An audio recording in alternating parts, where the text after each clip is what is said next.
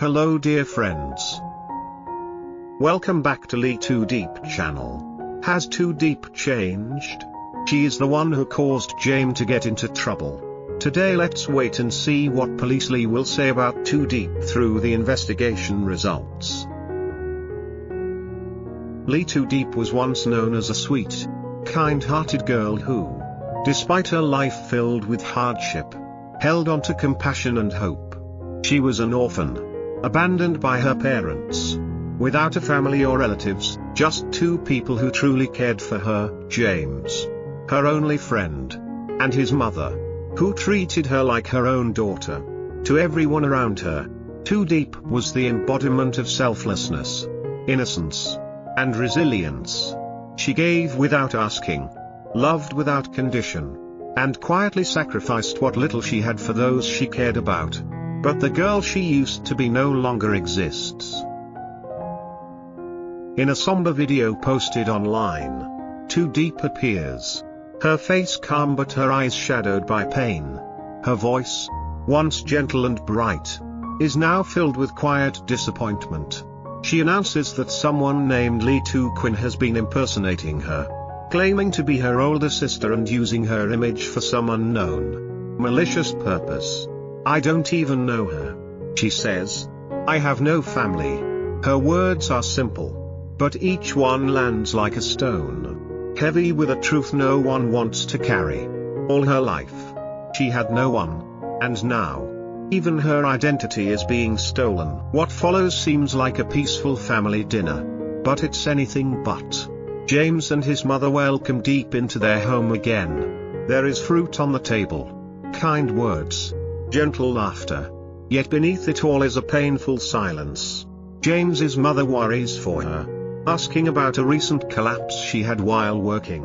Diep apologizes for worrying them and promises to be stronger, not to let it happen again. But her promise isn't a sign of strength, it's a sign of someone who's learning to suppress her own suffering.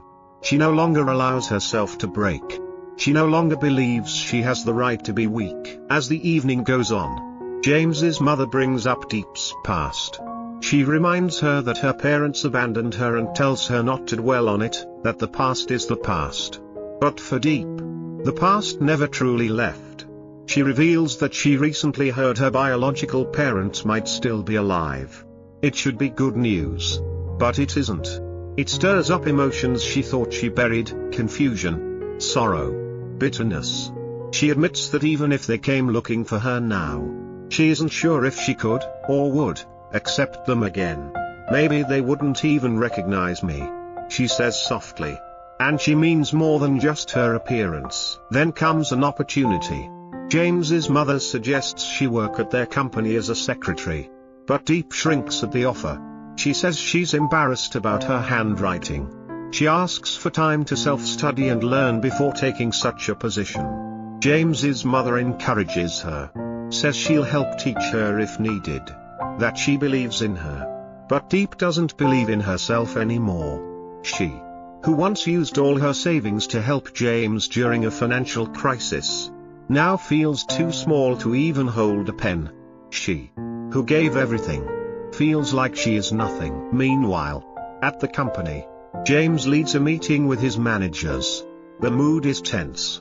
The business is under pressure: intense market competition, high advertising costs, recruitment issues. James listens carefully, commands attention. He is no longer just a friend, he is now a CEO, bearing the weight of an empire. And Diep, once the quiet shadow who stood beside him, is now nowhere to be seen. Not because she left, but because she was forgotten, swallowed by the machinery of ambition. Diep doesn't blame him. She doesn't blame anyone. She simply fades. She no longer speaks of her dreams, no longer hopes for her parents' return, no longer holds on to the warmth of being loved. She has come to understand that love, even when it feels real, is often temporary.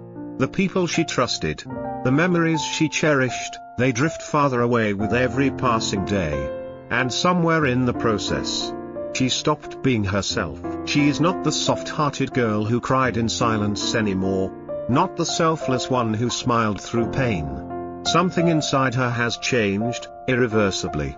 Her eyes are no longer filled with wonder, but with resolve.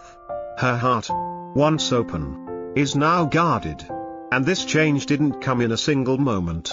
It came slowly, like a tide washing away the shore, until nothing familiar remains. The greatest tragedy in Diep's story is not abandonment. It's not betrayal. It's not loss. It is the quiet, devastating transformation of a girl who once lived for others, now unable to feel at all. The world didn't break her in a single day. It took her piece by piece, until she became someone even she couldn't recognize. She doesn't cry anymore. But she's not strong. She's just numb. And maybe that's the deepest wound of all, not when others stop loving you, but when you stop loving yourself. Diep was a good girl once, but good girls don't survive forever.